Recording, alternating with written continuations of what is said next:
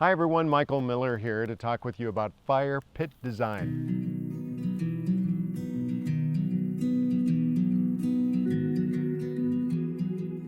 Some of the basics, there are 4 basic kinds of fire pits. One, the old school way is just to dig a hole in the ground and sit around cross-legged and have that's a fire pit, the true fire pit. Secondly, you could have a fire on the ground with a fire ring around it, very often done at campsites.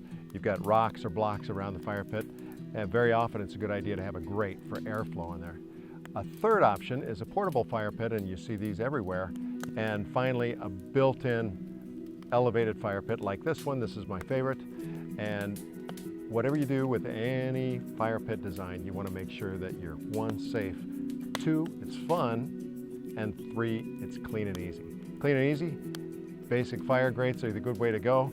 Whether you have on the ground, sometimes a fire grate like that, a spider grate, or some call it a smoke grate. This is the granddaddy of them all. On the ground, you can put this one on the ground, get good airflow, put blocks or rocks around it, or an elevated fire pit. Whatever you do, whether it's portable, elevated, make sure you get good airflow for a good, clean fire and a safe and enjoyable time. All right, that's it. We'll leave a link with more information in the description below. And next time we're going to be going into airflow. Why is my fire dying?